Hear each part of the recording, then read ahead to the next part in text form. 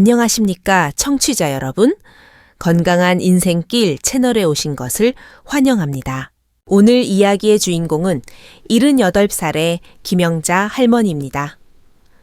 딸이 거금 500만 원을 들여 고급 요양원인 실버타운에 모셨는데 처음에는 효도인 줄 알았습니다.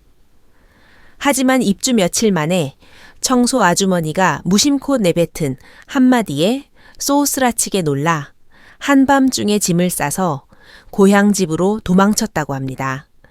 본가로 돌아온 할머니가 침대에 매트리스를 들어 올린 순간 그 자리에는 충격적인 광경이 기다리고 있었습니다.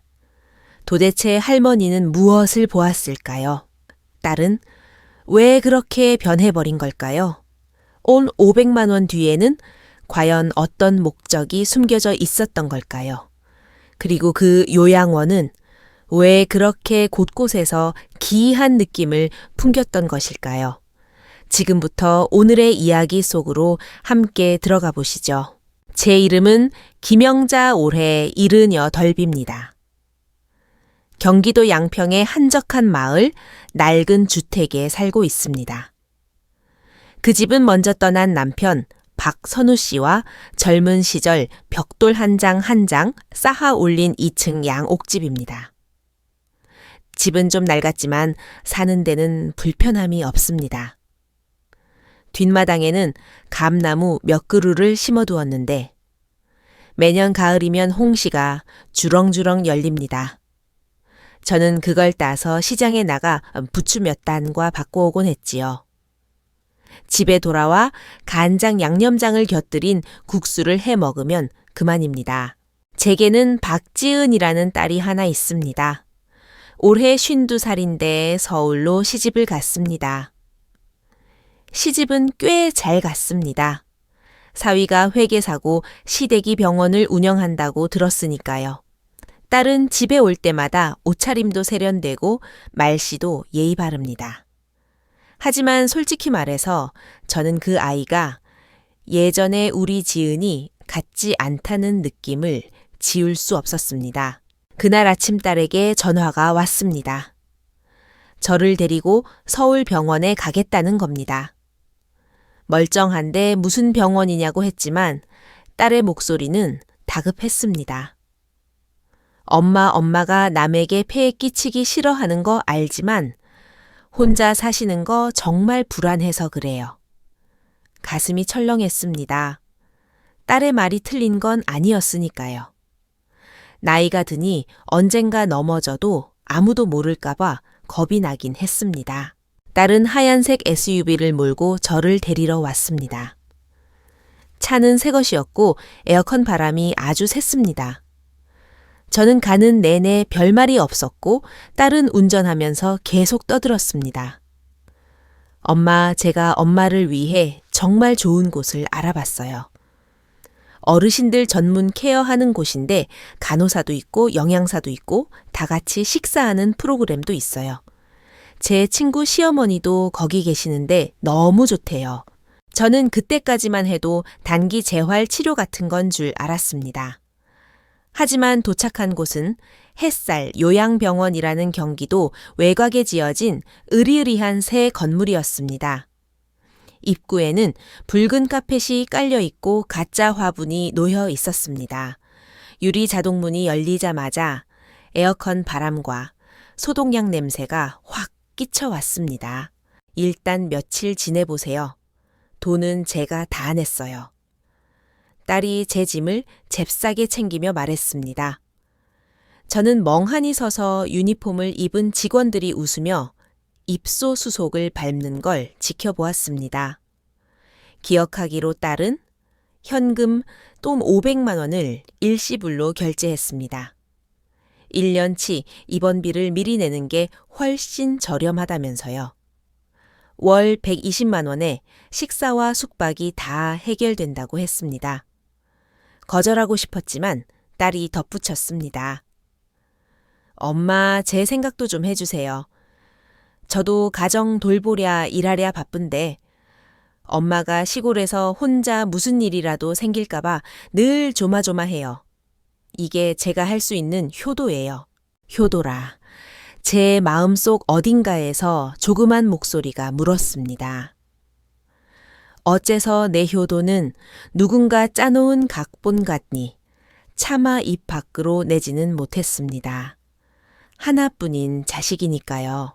입소하기 전날 딸은 양평집에 들러 중요한 물건들을 정리해 주겠다고 했습니다. 엄마 그 금고 열쇠 말이에요. 아직도 그 꽃문의 소파 밑에 있어요. 딸이 아주 자연스럽게 마치 지나가는 말처럼 물었습니다. 저는 별 생각 없이 그래 거기 있을 게다 라고 대답했습니다. 말하고 나서 바로 후회했습니다.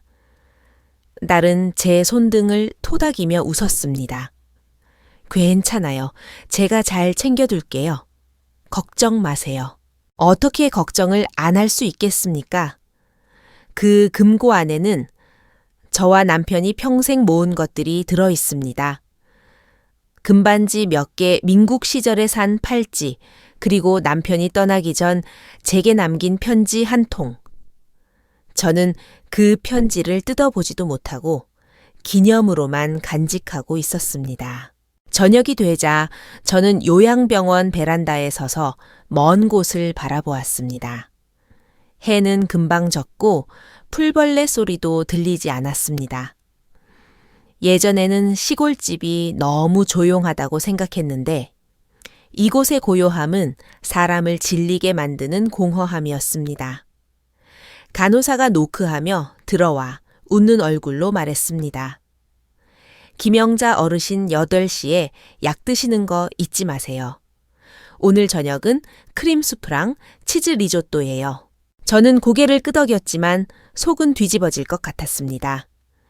저는 평생 치즈밥 같은 건 먹어본 적도 없습니다. 멸치 국물에 우려낸 잔치국수나 먹던 사람입니다. 낡은 천장에 얼룩 선풍기 돌아가는 소리. 그리고 내가 원할 때 불을 끌 수 있는 자유가 사무치게 그리웠습니다. 딸은 여기가 좋다고 했지만 저는 남이 정해준 안락함 속에 갇히고 싶지 않았습니다. 입소 사흘째 잠자리는 여전히 엉망이었습니다. 침대는 새 것이라 푹신해 보였지만 누우면 등 뒤에 바위덩어리가 눌린 듯 불편했습니다. 불평하면 까탈스러운 노인네 취급받을까봐 말도 못했습니다. 이곳은 매일 아침 7시에 경음악을 틀고 로비에서 체조를 시켰습니다. 아침 식사는 흰죽 한 그릇 볶은 채소, 조금 그리고 이가 약한 노인들을 위한 밍밍한 빵 한 조각. 모든 게 규칙적이었지만 저는 살아있다는 느낌을 받을 수 없었습니다. 식당 창가 자리에 앉아 있는데 옆자리에 강씨 성을 가진 할머니가 말을 걸어왔습니다. 일은 초반쯤 되어 보였는데 목소리가 아주 작았습니다. 새로 오셨나 봐요. 제가 끄덕이며 사흘 됐다고 하자 강할머니는 미간을 찌푸리며 속삭였습니다. 아직 적응 안 되는 게 당연해요. 혹시 이전에 그 자리에 앉았던 임할머니 만났어요. 제가 고개를 저자 할머니가 말했습니다. 저번 달까지 거기 앉았는데 며칠 만에 없어졌어요. 할머니는 벽에 달린 CCTV를 힐끔거리더니 입을 다물었습니다. 심장이 쿵 내려앉았습니다. 어떡해요. 심근경색이라는데 그 할머니도 침대가 불편해서 밤마다 숨이 찬다고 했거든요. 저는 더 묻지 못했습니다. 점심 무렵 청소하는 아주머니가 들어왔습니다. 체구가 작고 까무잡잡한 피부에 안경을 쓴 제 딸보다도 젊어 보이는 분이었습니다. 바닥을 닦으며 혼잣말을 하더군요. 에휴, 이 방 또 바뀌었네. 침대 매트리스도 안 바꿨는데 전에 그 할머니 얼마나 갑작스럽게 갔는데 저는 침대에서 벌떡 일어났습니다. 아주머니가 저를 보고 놀라더군요. 제가 방금 무슨 말이냐고 묻자 아주머니는 억지로 웃으며 아유 아니에요. 제가 헛소리한 거예요. 저 화장실 청소할게요. 라며 욕실로 도망쳤습니다. 그 순간 저는 날씨 때문이 아니라 공포 때문에 덜덜 떨었습니다. 이곳의 겉모습은 멀쩡하지만 보이지 않는 곳에 끔찍한 비밀이 숨겨져 있다는 걸 깨달았습니다. 강할머니의 말, 제 등의 통증 청소 아주머니의 혼잣말, 그리고 금고 열쇠를 챙기겠다던 딸의 말. 모든 조각이 맞춰지자 잠이 올 리가 없었습니다. 옷장에서 가방을 꺼내 확인해 보았습니다. 핸드폰은 있었지만 연락처에는 딸 지은이 이름 하나밖에 없었습니다. 분명 저장해둔 친구들 번호가 싹 지워져 있었습니다. 서랍을 열어보니 통장도 원본이 아니라 사본이었습니다. 저는 결심했습니다. 밤이 깊어지면 무조건 집으로 돌아가겠다고요. 저녁 식사 후 산책하는 척하며 정문 경비에게 근처 편의점을 물었습니다. 그는 배달시켜 드릴게요. 위험하니 나가지 마세요. 라며 웃으며 막아섰습니다. 밤 10시 반 건물이 조용해지자 저는 짐을 싸서 주차장 쪽 비상구로 빠져나왔습니다. 낮에 봐두었는데 그쪽 센서가 고장 나 있었습니다. 카카오 택시를 불렀습니다. 기사님이 지금요 여기서 양평까지 2시간은 걸리는데 이 밤에 어딜 가세요? 라고 물었습니다. 저는 딱 한마디 했습니다. 내 집 아닌 곳에서 죽기 싫어서 그래요. 새벽 3시 양평 집에 도착했습니다. 문을 열자 익숙한 곰팡이 냄새 소파 위에 담요 싱크대에 쌓인 컵들이 그대로였습니다. 안도할 틈도 없이 안방으로 달려가 매트리스를 들어 올렸습니다. 아니나 다를까 꽃문에 소파 및 마룻바닥 비밀 공간이 텅 비어 있었습니다. 남편이 생전에 직접 만들어준 푸른색 천 주머니가 사라진 겁니다. 통장 3개 결혼 폐물, 남편의 시계, 그리고 그 뜯지 않은 편지까지 몽땅 사라졌습니다. 오직 먼지만 남아 있었습니다. 저는 그 빈 공간에 손을 넣은 채 한참을 멍하니 있었습니다. 실내 안전 추억. 제 몸에서 무언가가 빠져나가는 기분이었습니다. 딸이 했던 말이 귓가에 맴돌았습니다. 금고 열쇠 아직 거기 있죠. 딸은 이미 알고 있었던 겁니다. 등이 서늘해졌습니다. 내 집이 더 이상 내 집 같지 않았습니다. 저는 서재로 가서 2번째 비밀 장소를 확인했습니다. 책상 서랍 깊숙한 곳에 숨겨둔 수첩과 만년필 그리고 증권 봉투. 남편은 생전에 귀한 건 분산해서 숨겨야 한다고 했습니다. 봉투를 열어보니 제1은행 3등기 2호 대여금고 갱신 통지서가 나왔습니다. 날짜는 2년 전 2021년 5월이었습니다.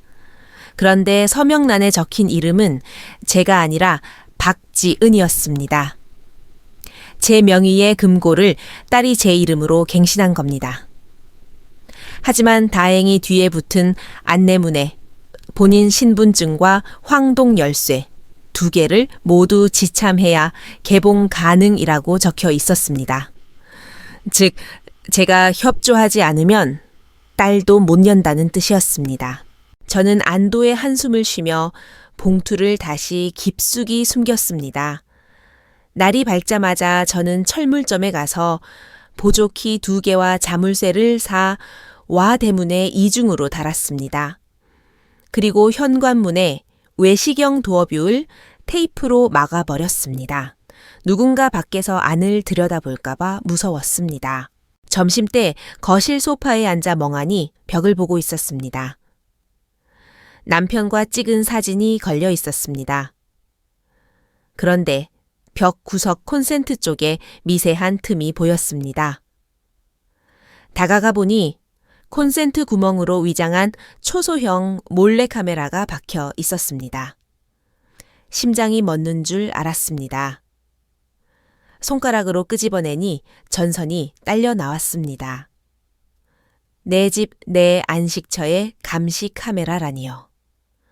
저는 미친 사람처럼 집안을 뒤졌습니다.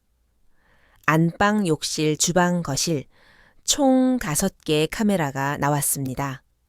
저는 바닥에 주저앉았습니다. 영화도 아니고 친딸이 내 집에 전방위 감시를 깔아두다니 그때 딸에게 문자가 왔습니다. 엄마 요양원에서 왜 갑자기 나오셨어요? 걱정돼 죽겠네? 전화를 걸어 따졌습니다. 네가 내 침대 및 물건 가져갔냐? 딸은 시치미를 뚝 떼며 무슨 소리예요? 저 아무것도 안 건드렸어요. 엄마 노망 나셨어요. 라며 되레 화를 냈습니다. 그 횡설수설하는 변명을 들으며 확신했습니다.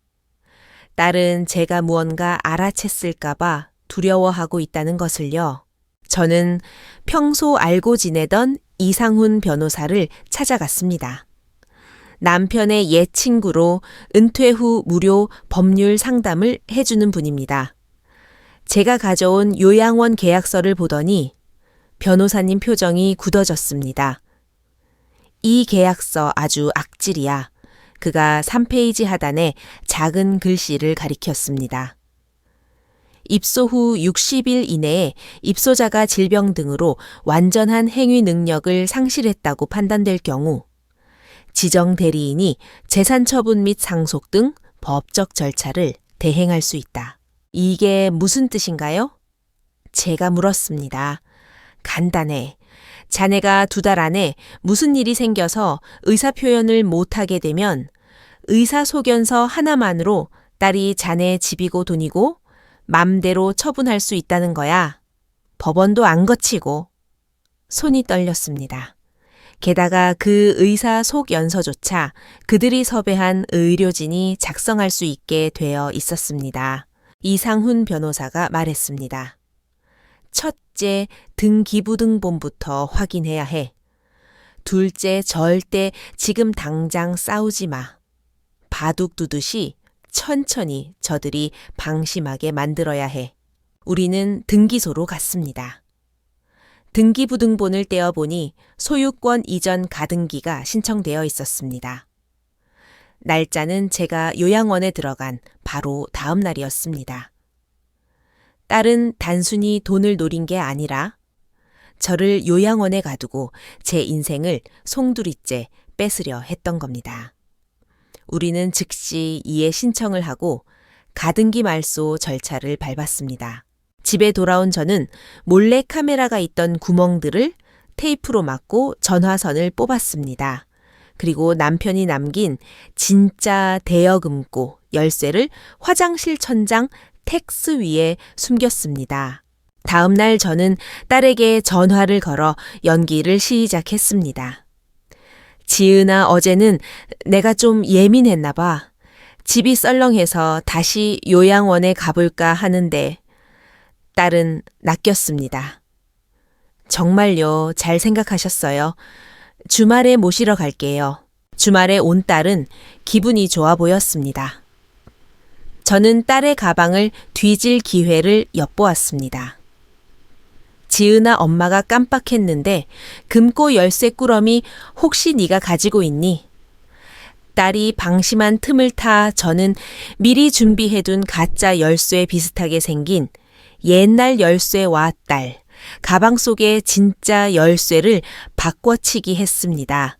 심장이 터질 것 같았지만 들키지 않았습니다. 다음 날 저는 진짜 열쇠를 들고 변호사님과 은행을 찾았습니다. 은행 직원은 열쇠가 구형이네요. 최근에 따님이 신형으로 교체하셨을 텐데 라며 의아해했지만 변호사님이 내민 서류 덕분에 금고를 열 수 있었습니다. 금고 안에는 3가지가 있었습니다. 서류 봉투 비닐 지퍼백, 그리고 찢어진 DNA 검사 결과지, 떨리는 손으로 DNA 결과지를 펼쳤습니다. 검사 대상 박지은, 검사 대상 최민석 추정부, 친자 일치 확률 99%, 999%. 최민석 누군지 모르는 이름이었습니다. 그때 옆에 있던 신문 스크랩이 눈에 들어왔습니다. 건강드림 대표 강동철 노인 대상 자산 사기 및 횡령 혐의로 도주. 사진 속 남자는 제가 아는 얼굴이었습니다. 딸이 최근에 건강 컨설턴트라며 소개해준 왕 선생이었습니다. 친절하고 젠틀했던 그 남자가 바로 강동철, 아니 최민석이었습니다. 그리고 깨달았습니다.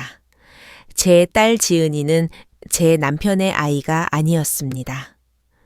젊은 시절 제가 유산 후 학교 당직실에서 겪었던 끔찍한 사건, 복면을 쓴 괴한에게 당했던 그 일이 떠올랐습니다.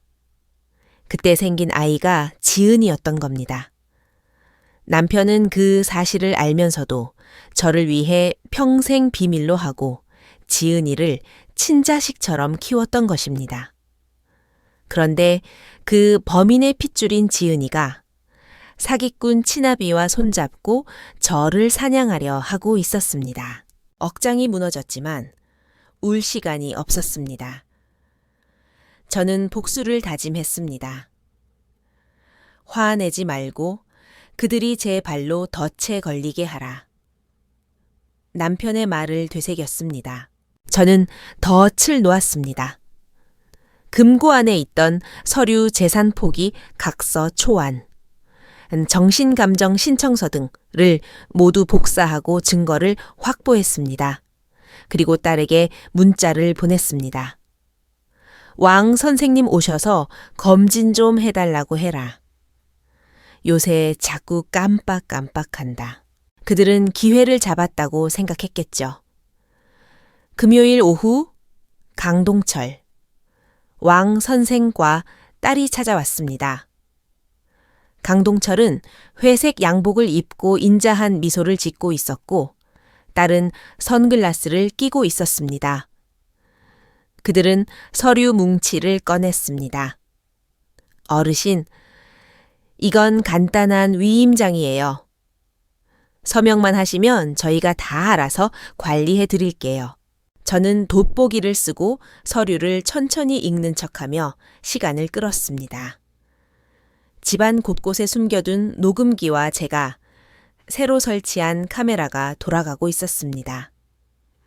강동철은 인지 능력 테스트를 해보자며 알약 하나를 건넸습니다. 먹으면 일시적으로 정신이 혼미해지는 약일 게 뻔했습니다. 저는 혀 밑에 약을 감추고 삼키는 척 했습니다. 그리고 그가 묻는 말에 일부러 엉뚱한 대답을 했습니다. 이름이 뭐예요? 김순자. 그들은 만족한 듯 웃음을 교환했습니다. 마지막으로 사인을 강요할 때 저는 펜을 던지고 정색하며 말했습니다. 이 서류들 이미 내 변호사가 다 검토한 거야. 너희들 수작질 다 알고 있어. 두 사람의 얼굴이 사색이 되었습니다. 엄마 무슨 소리야? 딸이 소리쳤습니다. 강동철 이름 바꾸고 안경 쓰면 내가 모를 줄 알았나? 그리고 지은이 네가 내 딸이 아니라는 거 알고 이렇게 막 나가는 거니? 그들이 당황해서 저에게 달려들려는 순간 현관문이 열리고 이상훈 변호사와 경찰들이 들이닥쳤습니다. 제가 미리 보내둔 증거와 실시간 상황 덕분이었습니다. 강동철은 현장에서 체포되었고 딸은 멍하니 서서 울기만 했습니다. 저는 서재에서 미리 작성해둔 서류를 꺼내 딸 앞에 던졌습니다. 친자 관계 단절 및 상속 포기 각서. 더 이상 나를 엄마라고 부르지 마라. 내 인생에서 나가라.